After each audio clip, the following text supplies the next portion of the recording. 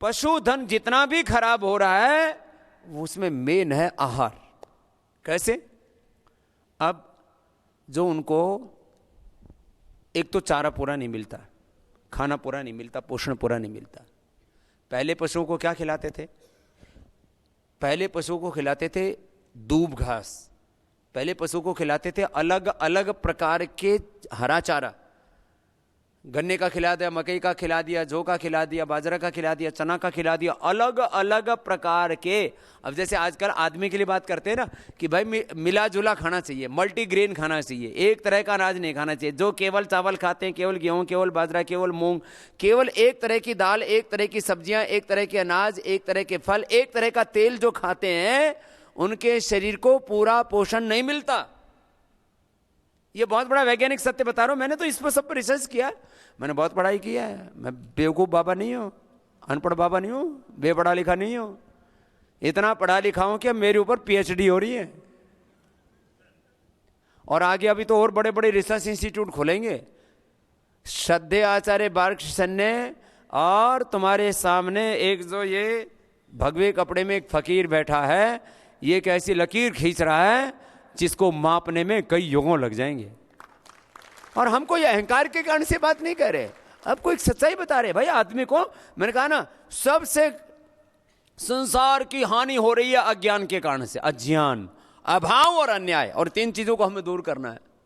पहले हमने अपने जीवन में से अज्ञान को मिटाया, अभाव को मिटाया, अन्याय को मिटाया। हमने अपने अज्ञान को पहले मिटाया। जिसका अज्ञान मिट गया उसका अभाव अपने आप मिट जाता है, और वो अपने साथ में अन्याय नहीं होने देता, और वो अन्याय को सहन भी नहीं करता है।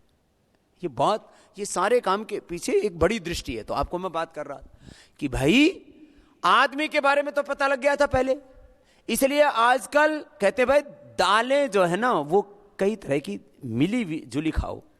अब पतंजलि की तरफ से हमने दाल बाजार में दी, लोगों को बहुत महंगी हो गई थी दाल, तो करीब करीब कभी 1-2% लॉस में, कभी 1-2% प्रॉफिट में, ऐसे ये पतंजलि की दालें हम उपलब्ध कराए। उसमें मिक्स दाल की बहुत डिमांड है। क्यों? एक तरह की दाल खाने से एक तरह के पोषक तत्व मिलते हैं, अलग अलग तरह की दाल खाने से अलग अलग तरह के पोषक तत्व मिलते हैं, और स्वाद भी अलग अलग आता है। कभी मूंग की खाओ, कभी चने की खाओ, कभी अरहर की खाओ, कभी उड़द की खाओ, कभी अलग अलग तरह से छोले खाओ, कभी राजमा खाओ, तो स्वाद भी अलग अलग आता है और उससे स्वास्थ्य भी मिलता है। ऐसे ही अनाज है, गेहूं में अलग तरह के पोषक तत्व हैं, मकई में अलग तरह के हैं, रागी में अलग तरह के हैं, चौलाई में अलग है, जौ में अलग है, सिंघाड़े में अलग है, चना में अलग है। पहले इसलिए कहते भाई मिला जुला खाओ और मिलजुल के रहो।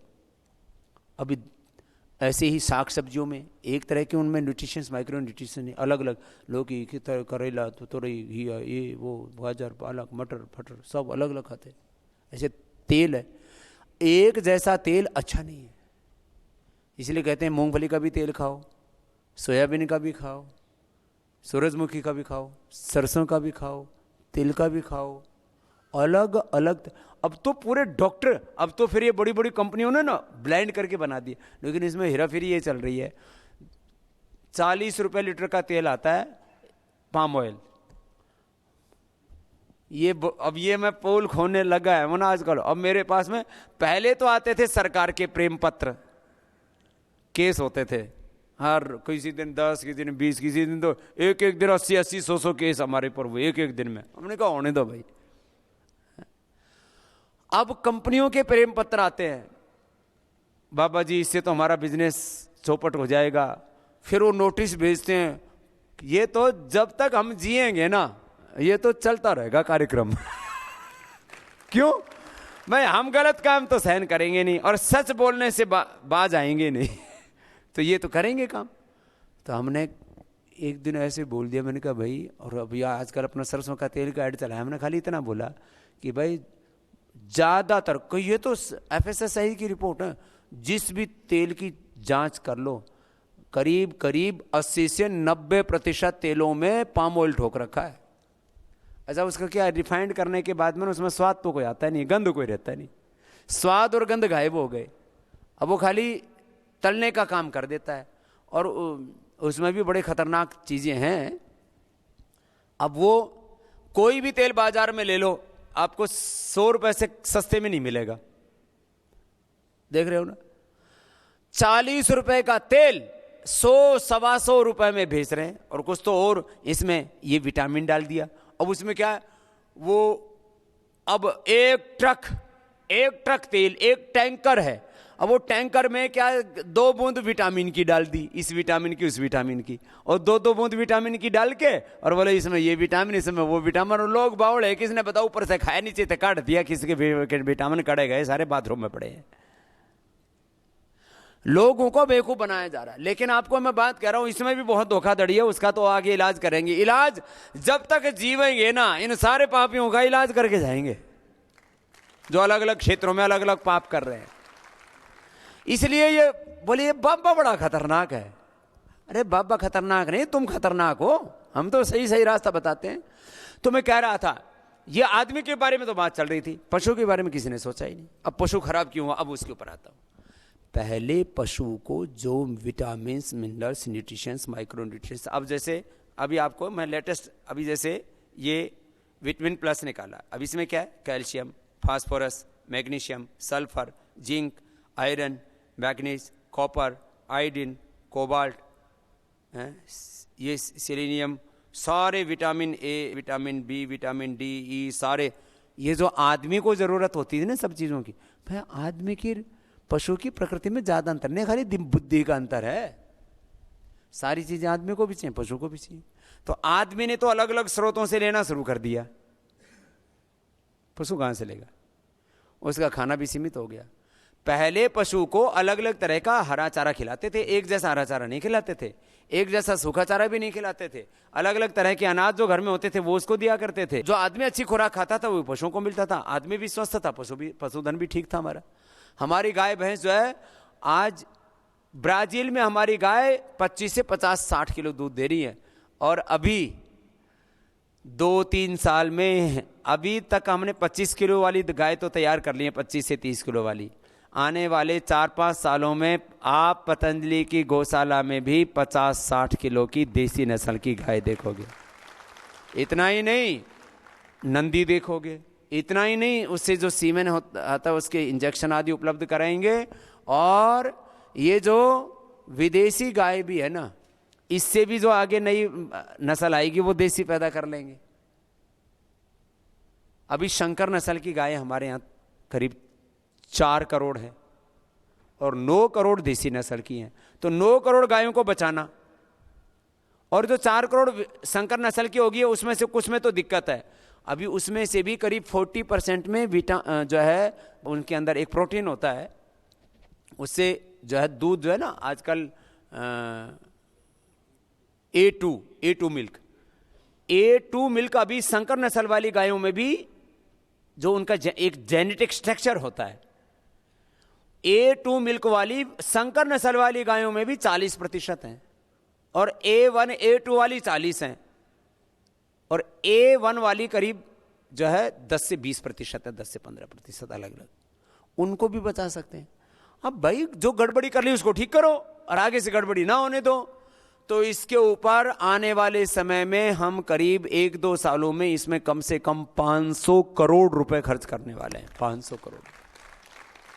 तो ये कोई कमाई के लिए थोड़ी बना रहे हैं सब, कोई दुग्धामृत और ये समृद्धि और ये गर्भांजलि और ये सब आपको जो उपलब्ध करा रहे हैं, इससे कोई करोड़ों रुपए बनने वाला नहीं है। और आज मेरा आपके सामने, पहले भी मैंने कहा था, आज क्योंकि सार्वजनिक तौर पर पहली बड़ी सभा है ये अपनी, जो भी पतंजलि ग्रामोद्योग का प्रॉफिट होगा, जैसे पतंजलि का प्रॉफिट तो हमने घोषणा की है पहले कि पतंजलि का सारा प्रॉफिट 100% चैरिटी के लिए है। इसी तरह से पतंजलि ग्रामोद्योग, वैसे तो ये बहुत जैसे कहते हैं ना आटे में नमक जैसे वाला काम है ये प्रॉफिट वाला, तो जैसे कि काम चलता रहे, और इसका भी 1 रुपए से लेकर के करोड़ रुपए तक जो भी प्रॉफिट होगा वो 100% चैरिटी के लिए ही है। और आप लोगों की जानकारी के लिए भी बता देता हूं, ये सारा काम कोई कंपनी में नहीं हो रहा है, ये पतंजलि ग्रामोद्योग न्यास का मतलब ट्रस्ट में हो रहा है। और ट्रस्ट जो है किसी व्यक्ति की जायदाद नहीं होती, ये सारा काम चैरिटी के लिए। ये आप लोग इस काम में लगे हुए हो तो एक एक ट्रांसपोर्ट, एक रॉ मटेरियल होता है, फिर ट्रांसपोर्टेशन होता है, फिर सप्लाई चेन होती है, आगे चीज़ों को लोगों तक पहुंचाने के लिए एक पूरी व्यवस्था बनानी पड़ती है। उस व्यवस्था के लिए सारी चीज़ें की गई है। यदि इतनी जागृति होती है हिंदुस्तान में कि जगह जगह लोग इसको खुद करने लगे, और हम तो पूरा फार्मूला देते हैं, कोई भी बनाए भाई, कोई लुका छुपी वाला खेल नहीं है। किसी को भी ये काम सीखना है तो हम तो सिखाने के लिए भी तैयार है। बस सारा देश इस काम को करे, खाली हम ही क्यों करें? करो भाई, इससे देश बचेगा। ये बहुत बड़ा देश बचाने वाला, देश बनाने वाला काम है। तो ये लोगों को थोड़ा सा कुछ प्रीमिक्स कि भाई इसमें, जैसे कि आप पशु आ रहे हो तो उसमें प्रीमिक्स है, उसका फार्मूला देके राजी नहीं। जैसे किसी वैद्य को नुस्खा पता लग जाए ना कि ये बीमारी इस नुस्खे से ठीक होती है, तो वो दवाई बता के ना दे, जड़ी बूटी बता के ना दे। ये प्रीमिक्स का फार्मूला ढूंढने में हमको मतलब कभी 1 दशक लग गया। और अब ऐसी व्यवस्था तैयार हो गई है कि अब वो पशु को किसी भी तरह का कुपोषण नहीं हो सकता। फिर एक बात तो एक कुपोषण पशु के अंदर, दूसरी बात देखो, ये जो है ब्रीड सिलेक्शन एक चीज होती है, फिर ब्रीड सिलेक्शन के बाद में उसका सीमेन सिलेक्शन कलेक्शन, ये दूसरी चीज होती है, फिर उसका जो है अच्छा आहार, ये तीसरी चीज होती है। हो क्या रहा था, अब अगली बात आता हूं। एक तो उसको पेट भर के मतलब आहार ही ठीक नहीं मिला, फिर ये पशु आहार के नाम पर जहर बिकना शुरू हो गया। पशु आहार में क्या बिक रहा था? पशु आहार में 3 चीजें बड़ी खतरनाक हो रही थी। एक, उसमें मिट्टी। अब इसके बारे में मलिक साहब आपको पूरा बताएंगे। पशुओं के पेट में मिट्टी, 10-10 किलो मिट्टी जमा हो गई। क्या डालते थे? सैंड, कोई आप सोच रहे मिट्टी मिलाते थे, कुछ तो सीधी मिट्टी मिलाते थे कि इस मिट्टी में इस तरह के पोषक तत्व हैं, तो मिट्टी ठोक दी उसके अंदर। फिर क्या मिला दिया? ये चावल का जो भूसा है ना, जो चावल के ऊपर की जो छिलका, चावल के ऊपर का जो छिलका है उसको डाल दिया। उसमें सैंड बहुत ज्यादा मात्रा में होती है, वेट भी पूरा होता है उसके अंदर, वो डाल दिया। एक तो मिट्टी डाल दी, दूसरा उसके अंदर यूरिया 1% की परमिशन थी और उसको 2 से लेकर 4% लोगों ने ठोक दिया। जिस भी पशु आहार में यूरिया डाल दिया जाएगा तो पशु का दूध एकदम तो बढ़ जाएगा, लेकिन बाद में उस पशु के शरीर के अंदर इतने एसिड पैदा हो जाते हैं, वो नए दूध ही नहीं रहता। तो नई दूध नहीं रहे पशु, तो एक तरफ शरीर कटना शुरू हो गया यूरिया आदि के कारण से, दूसरी तरफ मिट्टी, और तीसरी तरफ उसके अंदर और भी कुछ ऐसे उल्टी पुल्टी चीजें डाल दी तात्कालिक रूप से। जैसे आदमी को एक बार दारू पिला दो, बीड़ी पिला दो, अफीम खिला दो, एक बार तो अफीम खा क्यों लगेगा पता नहीं भाई, बस ये भांग खिला दो, तो आदमी को लगता है बस तू ही शहनशाह, तू ही बादशाह है, सारी धरती तेरे कदमों में है। और जब नशा उतरा तब पता लगे तो बात करते। ऐसे ही पशुओं को ऐसे ही कुछ उसके अंदर बहुत हानिकारक चीजें मिला के, ये जो एक बात बताई पशु आहार के बारे में। फिर ये जो है कैल्शियम से लेकर के एनर्जी बूस्टर से लेकर के फिर औषधियों के ऊपर भी अभी काम शुरू कर दिया है।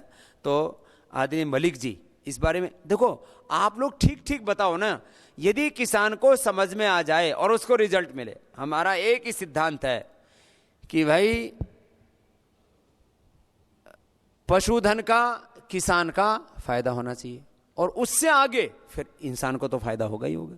ये जो आदमी को जो नुकसान हो रहा है, मैं कह रहा था एक तरफ तो उसको खेत में जो मिल रहा है वो गड़बड़ मिल रहा है, और जो पशु से मिल रहा है वो भी गड़बड़ रहा है।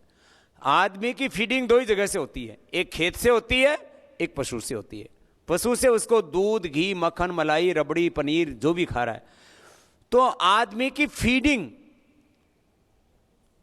गलत हो रही है पशु से और खेत से। खेत में यूरिया, डीएपी, और वही जो है GM food, genetic modified food. तो खेत से गलत फीडिंग हो रही है और पशुओं से आदमी की गलत फीडिंग हो रही है, तो आदमी में भी इनफर्टिलिटी से लेकर के कैंसर से लेकर के तमाम बीमारियां हो रही हैं।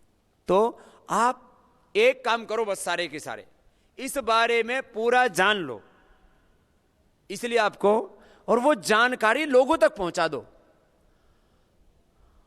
मैंने कहा अवेयरनेस लेकर के आओ, जागरूकता लेकर के आओ। जैसे हमने हेल्थ के बारे में अवेयरनेस पैदा की देश में, हेल्थ एजुकेशन, न्यूट्रिशन एजुकेशन, अभी भी बहुत काम करना बाकी है। आप लोगों को पता है कोलेस्ट्रॉल का तो थोड़ा बहुत पता लग गया कि भाई कोलेस्ट्रॉल नाम का कोई तत्व बढ़ जाता है तो हार्ट में ब्लॉकेज आ जाता है। ये ट्रांस फैट क्या है? ये ट्रांस फैट के बारे में अभी हमने जागरूकता पैदा की है। बिस्किट में 3 चीजें जा रही थी आदमी के शरीर में, एक कोलेस्ट्रॉल, दूसरा ट्रांस फैट, तीसरा मैदा। मैदा पेट में जमा हो रहा था और कोलेस्ट्रॉल और ट्रांस फैट हमारे हार्ट में जमा हो रहा था। हमने बिस्किट का इतना ही ऐड बनाया, कोई इसमें तमक झमक नहीं रखी है? और हमने इतना ही कहा मैदा धीरे धीरे हमारे पेट में, कोलेस्ट्रॉल ट्रांस फैट हमारे हार्ट में जमा हो जाता है और हमें जानलेवा बीमारियों का आदमी शिकार हो जाते हैं। भाई कोलेस्ट्रॉल ट्रांस फैट और मैदा रहित पतंजलि बिस्किट खाइए और सदा स्वस्थ रहिए। शुद्ध आहार ही स्वस्थ जीवन का आधार है। इतनी से हमने बात कही और आज पतंजलि बिस्किट की इतनी डिमांड है, इस समय करीब 10,000 टन महीने की, और आगे हमने प्लानिंग कर रखी है 1 लाख टन महीने की। बोला बाबा तो हमारे तो कंप्यूटर फेल हो गए, ये ऐसे ही सारे फेल होंगे। ये जितने भी बेईमान लोग हैं वो सब ऐसे ही फेल होंगे, क्योंकि आदमी को जब जागृति आ गई तो वो अपने साथ गलत नहीं करना चाहता। ऐसे जब उसको पता लगेगा अरे मैं गलत पशु आहार दे करके, गलत फीड सप्लीमेंट दे करके, गलत दवाइयाँ दे करके अपने 50,000, 1 लाख, 5 लाख, 10 लाख के पशु को खराब कर रहा हूँ, तो अपने हाथों से कोई अपना नुकसान करना चाहेगा?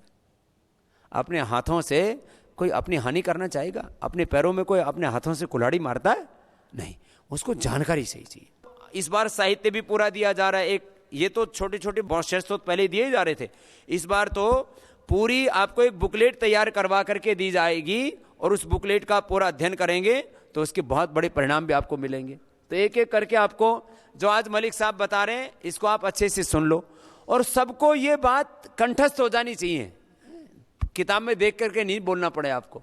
अपने सब्जेक्ट के बारे में इतनी तो नॉलेज रखो और जिस जिसका आप ब्रेन वॉश करते जाएंगे, काउंसलिंग करनी पड़ेगी। यार काउंसलिंग करके तो लोग नक्सलवादी और आतंकवादी बना सकते हैं, तो हम काउंसलिंग करके जब वो गलत रास्ते पर चला सकते हैं तो हम लोगों को सही रास्ते पर क्यों नहीं ला सकते? लोगों की काउंसलिंग करनी है, किसानों की काउंसलिंग करनी है।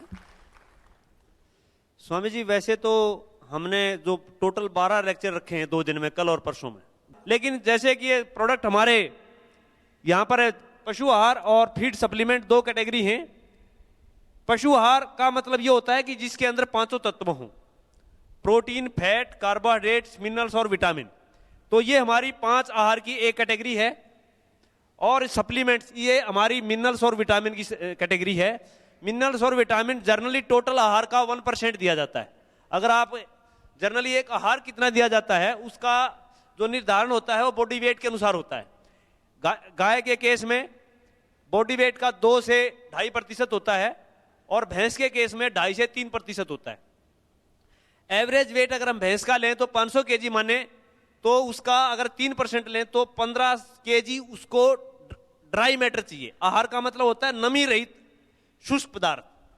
उसके अंदर तीनों चीजें आ जाती हैं। आपका ग्रीन पाउडर आ जाता है, ड्राई पाउडर आ जाता है और बांट चाट अनाज जो आ जाते हैं। तो हमने जो हमारी जो बिजनेस की जो स्ट्रेटजी है, बाजार में जो आहार हैं, पशु आहार हैं, पशु आहार जनरली 3 तरह से उपलब्ध होता है। आपका एक पैलेट्स फॉर्म में, गोली फॉर्म में है, एक मैस के रूप में है और एक खड़ों के रूप में है। लेकिन जनरली जो कमर्शियल मार्केटिंग होती है वो कंपाउंड कैटल फीड है, जिसके अंदर जो टोटल कंसंट्रेट है उसका कंपाउंड कैटल फीड का 10 से 12% मार्केट शेयर है और वो जनरली मैस और पैलेट्स के रूप में आता है। तो हमने भी, हमारा ये कंपाउंड कैटल फीड है, लेकिन हमने लाइन से हटके ये काम किया है। हमने इसको पैलेट और मैस के फॉर्म में ना करके इसको हमने केक के रूप में स्टार्ट किया है।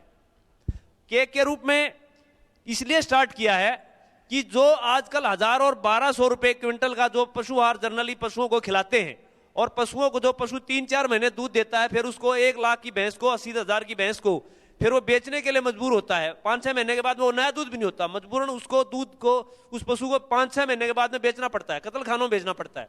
तो उसको कैसे बचाया जाए, उन चीजों को ध्यान में रखते हुए हमने 5 तरह के पशु आहार बनाए हैं, जिसके अंदर 5 तत्व हैं पशु की आवश्यकता के अनुसार, प्रोटीन, फैट, कार्बोहाइड्रेट्स, मिनरल्स और विटामिन, और वो भी केक के रूप में है। जैसे हमारा गोल्ड एक डायमंड है, ये जनरली यहां से स्टार्ट करते हैं। हमारा एक सिल्वर राशन है, ये हम पैलेट्स के रूप में करते हैं। जनरली ये मेंटेनेंस राशन है, जो कि 5 किलो दूध देने वाले पशु के लिए पर्याप्त है, और दूध की मात्रा का 50% इसको हम डालते हैं। 5 किलो का मतलब ये है कि अगर एक पशु 5 किलो दूध देता है तो उसको हमने 2.5 किलो खिलाना है, और 2.5 किलो दूध तक इसको खिलाना है, और मेंटेनेंस राशन आप कह सकते हो जनरली इसको। दूसरा है हमारा गोल्ड चिप्स, ये हम चिप्स के रूप में करते हैं। ये हम जनरली 8 किलो दूध वाले पशु को रिकमेंड करते हैं, और उसका 50% मात्रा में इसको खिलाया जाता है। ये गोल्ड राशन, और उसके बाद में gold plus ration. Gold ration में क्या है, 20% प्रोटीन है और 6% फैट है, और गोल्ड प्लस में आपकी 21% प्रोटीन है और 7% फैट है। 1% प्रोटीन बढ़ाया है, 1% फैट बढ़ाई है। और फिर डायमंड राशन है हमारा। डायमंड राशन में हमने 23% प्रोटीन रखा है और 7% फैट रखी है। तो ये गोल्ड राशन का जो खिलाने की जो मात्रा है, ये भी दूध की मात्रा का 50% है, और गोल्ड प्लस है इसका भी जो है ना 50% है। ये 12 किलो दूध वाले तक के लिए है, ये 8 से 8 किलो तक वाले के लिए है, और 12 किलो से अगर ज्यादा है तो उसको हम डायमंड देते हैं। लेकिन ये सारा खड़ों के रूप में है। अब जो बाजार में खड़े हैं और इन खड़ों में क्या फर्क है, जनरली ये पूछते हैं कि भाई आपकी किस चीज की खड़ है। बाजार में जो खड़े मिलती हैं, आपको बनोड़े की खड़ मिलेगी, सरसों की खड़ मिलेगी, मूंगफली की खड़ मिलेगी, सोयाबीन की खड़ मिलेगी। खड़ों में जनरली प्रोटीन और फैट होता है, 2 चीजों की मात्रा उसको प्रचुर मात्रा में होती है, प्रोटीन और फैट। लेकिन हमारी जो खड़ है ये संपूर्ण खड़ है, इसको हम संपूर्ण फल क्या कह सकते हैं। संपूर्ण कैसे कि इसके अंदर 5 तत्व मौजूद हैं। जो बाजार में जो खड़े हैं, बनोड़े की है, सरसों की है, सोयाबीन की है, मूंगफली की है, उसके अंदर मुख्यतः 2 हैं, प्रोटीन और फैट। इसके अंदर प्रोटीन और फैट के साथ साथ एडिशनल में कार्बोहाइड्रेट्स, मिनरल्स और विटामिन। तो ये 5 in 1 कह सकते हैं, वो 2 in 1 है। और इसके जो रेट हैं बाजार में जो खड़े हैं, बनोड़े की खड़े, सरसों की खड़े है, उस खड़ों के बराबर हैं। और आप इसको गारंटी के साथ किसी के साथ ट्रायल कर सकते हैं, आपको डरने की मतलब जो ना जरूरत नहीं है। कहते जी आंख मीच के आप इसको ले जाइए, और उससे ये 19-21 नहीं 19-24 को आपको रिजल्ट में फर्क मिलेगा। और ये फर्क दूध में के साथ साथ अगर उसको आप 15 दिन खिलाएंगे तो पशु की आप चमड़ी का रंग देखना, उसमें चमक देखना, आप उसके बालों में चमक देखना, आप उसकी आंखों में चमक देखना, फिजिकली भी आपको उत्पादन के साथ साथ आपको फिजिकली भी पता चलेगा कि इस पशु के अंदर कोई चीज गई हुई है। और इसके अलावा जो एक टॉपिक है दूध उत्पादन का, मैं कैलकुलेशंस की है कि दूध डेयरी व्यवसाय में अगर कोई फार्मर कितना ही दूध पैदा कर ले एक भैंस से, एक ब्यांत में, वो डेयरी फार्मर अपने व्यवसाय को सफलतापूर्वक नहीं चला सकता जब तक आप उस पशु से 1 साल में अगर एक बच्चा नहीं लेते हैं। वो पूरी बैलेंस शीट है, कल मैं आपको दिखा दूंगा। क्योंकि जो बेस्ट यील्ड है हमारी बफेलो ब्रीड है, बफेलो ब्रीड का एक अपना CIRB central institute of research on buffalo Hisar में एक फार्म है गवर्नमेंट ऑफ इंडिया का, और उसकी जो यील्ड है वहां पर एक बोर्ड पर लिखा हुआ है एवरेज लैक्टेशन यील्ड जो बफेलो की है वो 2000 kg है। अब 2000 kg से अगर एक पशु दूध देता है, कम से कम उसका 60,000 रुपए का तो उसका साल का खर्चा है, 61,000 रुपए। मैंने अभी मोटी मोटी कैलकुलेशंस की थी। अगर आप एक पशु को 500 kg की भैंस है और उसको 2000 kg दूध देता है, तो 1000 के उसका जो ना 3% के हिसाब से 15 kg हमने उसको बांट खिलाना है। 15 kg में से अगर 15 kg को 365 से मल्टीप्लाई करें तो उसका 5475 kg टोटल राशन बनता है। उसमें से दूध का 50% कम कर ले, 1000 kg उसमें से कम कर दें, तो 5475 में से 1000 घटा दो, 4475 kg आ गया।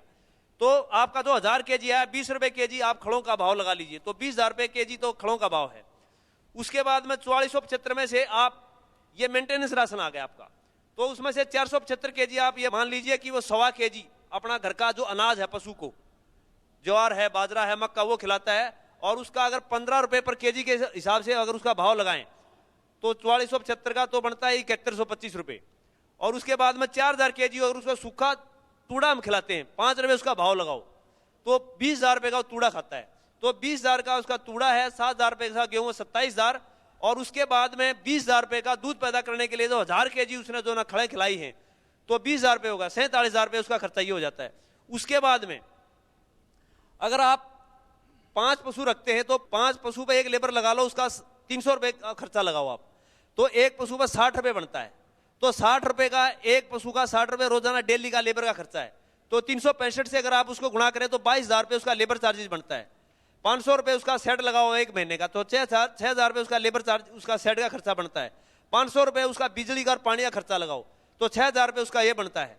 तो 22,000 और 6,000 28 और से 34 और 47 81,000 रुपए बनता है उसका। और उसका जो दूध है 2,000 का दूध है, तो 40 रुपए केजी का दूध लगा लो आप, तो 2,000 केजी का 80,000 रुपए बनता है, तो 1,000 रुपए का उसको नुकसान है।